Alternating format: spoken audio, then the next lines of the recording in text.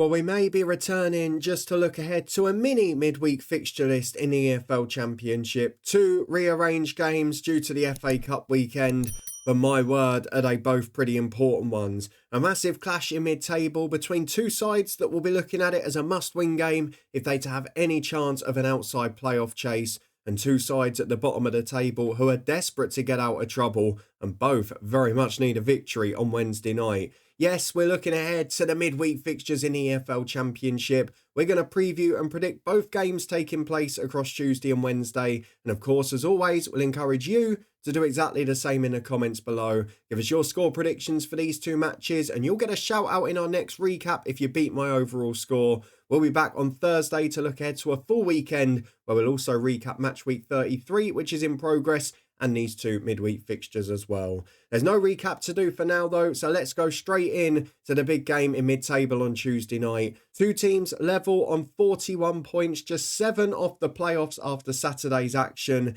It is Preston North End versus Millwall. Preston have scored just 18 goals at home this season, the joint second least in the league with Luton Town and Burnley, one of those sides we'll be talking about in a moment. Whereas Millwall on the road, only 13 scored this year, again, one of the lowest 5 in the Championship. However, both sides got pretty creditable draws at the weekend. Preston, as I predicted, a 0-0 draw at home to Burnley. Again, pretty much as we said the game would go. We know that Burnley are an awfully hard side to break down. There's no shame in not scoring against them. Most sides have failed with that this season.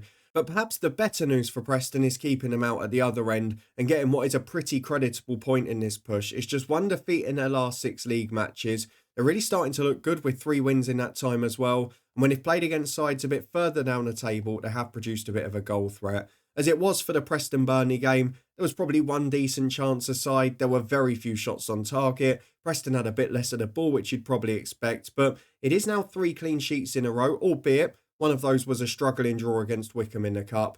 And they are starting to look like a bit more of a progressive side under Paul Heckingbottom, albeit the goals output doesn't always show that. They've picked up some good results, and you've got to say, they've pretty much exclusively played top half teams over the last month or so, and they've done pretty well in that time, beating the likes of Norwich, Watford and Borough, albeit only one of those at home, and a good draw against Burnley as well.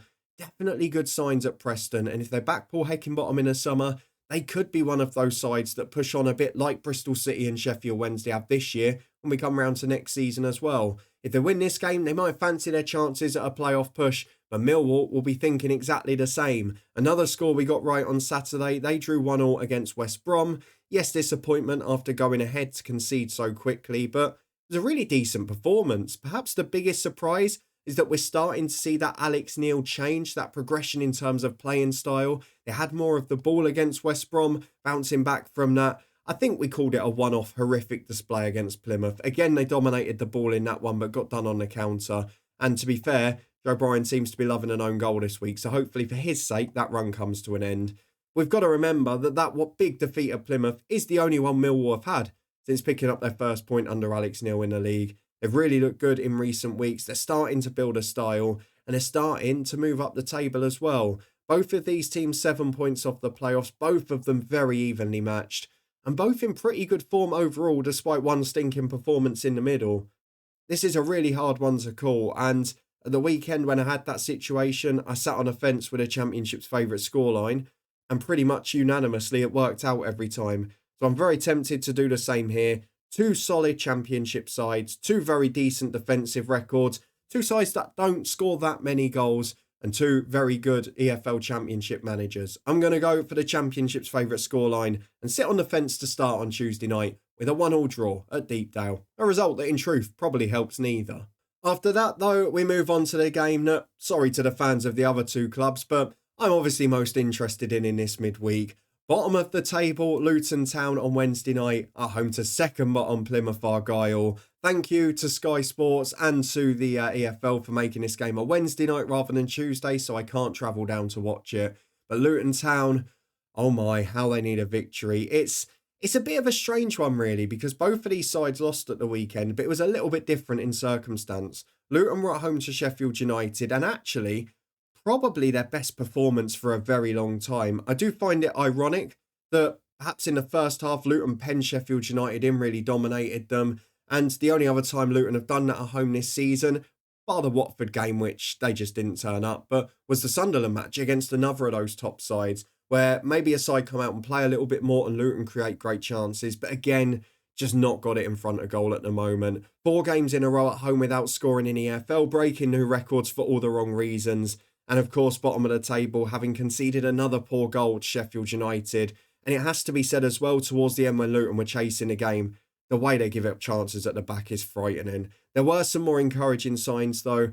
And at home, Luton generally have been a little better this season, albeit they've still not scored many goals and concede at all the wrong times as well. They've got a great goalkeeper though, and they're going to need him again because Plymouth Argyle will be targeting this game. If both sides win it, they'll be coming off the bottom of the table. They'll be staying above the other one, and they'll also be leapfrogging Derby County. So there's a lot on the line here. Plymouth could even get out the relegation zone, but they didn't have the greatest of times at the weekend away at Blackburn. It looked a little bit leggy towards the end in the second half. Just struggled to stay in the game, gave up some good chances to Blackburn, obviously gave up a lot of the ball. We've talked about the fact that they've been tactically adaptable under Miron Muslic and are starting to look a little better for that. They did have a couple of very good chances on the break. It's a game that could have been closer in terms of the great chances created, but in the end, Blackburn winning was a fair result in that match. And to be honest, although it's been a poor result for Plymouth, it's been a very good week or two overall, with progress in the FA Cup and 2 massive home wins against West Brom and Millwall. Whether or not they can produce the sort of display they did at Sunderland, though, is going to be another question. And it begs the question, what Luton are we going to see? Because they're going to have to try and be aggressive and target this game. A draw is no good at home to Plymouth. These are one of the games that have to be won, having played what is 3 top half sides of Millwall, who are close to the playoff battle in the last 4. Luton have only scored 1 goal in those 4 matches, which was a screamer from Alfie Doughty. They've not scored a well-worked goal from open play. They've missed hatfuls of chances, as has been the case all season. And defensively, they're just not good enough. So, despite the fact that Plymouth are the only side not to win on the road this year in the league, despite the fact they've only scored 5 goals on the road, and despite the fact Luton are one of the lowest scorers at home, joint second with the likes of Preston and Burnley, I'm going to go for a thrilling game here. I think there's going to be goals. I think it's going to turn into a chaotic one. And I'm afraid, Plymouth fans, I'm going to have to let my heart rule my head on this one. I know it risks my good run of championship predictions being over after 5 or 6 match weeks, but I have to go for a Luton win, purely because if they don't get it here, I don't see where it comes. They were better against Sheffield United, and if they get the first goal in a game, genuinely I do think it will make a difference at home. And the home form prior to Matt Bloomfield coming in had been decent, and to be honest, they looked a lot better on Saturday. So I'm going to go for Luton to nick this. Plymouth have had a couple more games recently. I think as a result of that, Luton will win by 3 goals to 2 in a game that goes, and a result that goes against completely everything in the form book.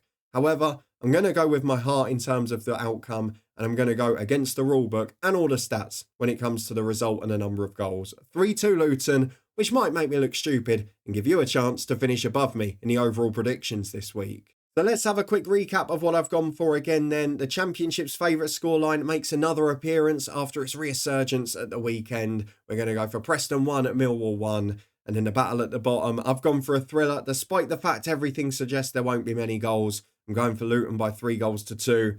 But I think I might just be going with my heart there. Plymouth fans, I don't blame you if you disagree with that.